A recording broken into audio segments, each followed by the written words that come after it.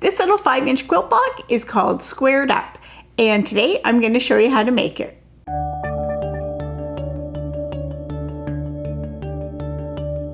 Welcome to Epida Studio. My name is Elizabeth and I help you make beautiful things with quilting, projagi, and embroidery. So today I have another tutorial for a little 5-inch quilt block, and this one is called Squared Up, and I think it's pretty easy to figure out why. It's just full of squares. It can't be called Square in a Square because that is another quilt block that is ironically made with triangles. But this block is a quick and easy block that is great for beginners. Anyone will be able to do this block. It uses 3 different fabrics. So I'm using, for my light fabric, I'm using this white tone-on-tone fabric. For my dark fabric, I have this dark green. And for my contrasting or feature fabric, I have this red print. So let's get started. So to make this block, you are going to need, from light fabric, 1.5 inch square, 4 pieces 1.5 inches by 3.5 inches, then 4 dark 1.5 inch squares, 2 1.5 inch squares of a feature or contrasting fabric, and then 2 pieces 1.5 by 3.5 inches of the same contrasting fabric. And then to put this block together, it just kind of goes out in rings. So we start with the light fabric square in the center, and then using this contrasting fabric, we build a little square around that. And I know when we put it together right now, it looks like these pieces are too short. It doesn't line up. That's because when these are sewn together with seam allowances, then they will fit. So don't worry about it not fitting exactly right now. And then we put our dark squares in the corners.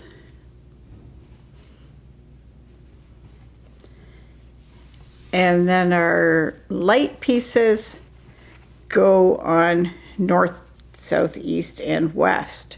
And so when we lay it out like this, it doesn't really look like it's going to fit together, but just trust the process that it is going to fit together. So we're just going to start in the middle and work out. So we start with this square and we add a square onto either side of that.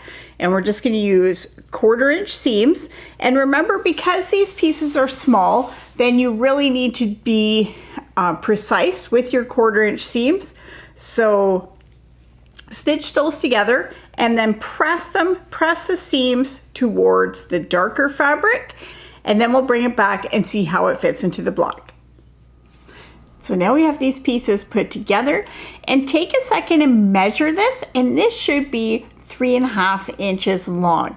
And if it's not 3.5 inches long, then either your pieces weren't exactly 1.5 inches when you cut them, or your seam allowance isn't the right size. So if it is too big, then that means your seam allowance is too small and you need to make it a bit bigger. And if it's too small, that means your seam allowance needs to be smaller because it was too big. And so now is a perfect chance to adjust your seam allowance because you've only sewn 2 seams. And if you take the time to do that now, that will help everything else fit together perfectly. So now we can see when we put this in here, now this piece does line up with those 2 pieces. And you see the whole block seems like it's going to line up better now. So now the next thing we're going to do is we're going to add these 2 pieces onto this center, and we're going to press the seams away from the center piece so it's underneath this darker piece. Now if you switched around the colors and you had this lighter and this dark, I would still press away so it goes underneath the lighter piece, just because this piece has 2 seams in it. And so if we can press these seams away, then that will stop them from being folded back onto themselves. So that'll just make it easier pressing. So we're going to join those onto this center section. So now the center square is done, and it is not exactly the quilt block that is a square in a square quilt block, but it is a square within a larger square. And so now when we lay it out, we can see this is like a 9 patch. It's 3 pieces across and 3 pieces down. So we're going to assemble it just like that. We will join these pieces into rows like this. So I'll join these 3 together, these 3, and then they'll be ready to be joined together. So here's the 3 pieces sewn together into rows, and I'm just going to tell you a little secret of what I did on this center section. So when I originally laid out the block, I had the white square in the center and then the red squares here and the red strips top and bottom, which you can see is like this. When I joined these white strips on, I actually rotated that because I was thinking ahead to the pressing, and I knew that in this strip I wanted to press the seams underneath the dark fabric, and on this one I was going to want to press the seams in toward the dark fabric. So by rotating it, I meant that there was no cross seams in this piece, so I could press under more smoothly. And so in this situation, it doesn't really matter if your square is pieced like this or if it's piece like that. It looks the same in the finished block. And so when you're constructing things and you're going to be pressing in a certain way, you can think about how you're pressing, and if it makes sense to rotate a piece like this where it's going to look the same either way, then feel free to do that. So that's part of my philosophy of thoughtful pressing, is not just to have arbitrary rules of how something has to go, but to think about why you're doing something and then adjust what you're doing according to that. And so, I mean, if you put it together with this piece the other way, it is not going to matter at all. I just thought this would be easier pressing. So now when we're going to join those together, then they're going to go together really nicely. Because my seams have been pressed in opposite directions, the seams are going to nest up. So I'm just going to join those rows together.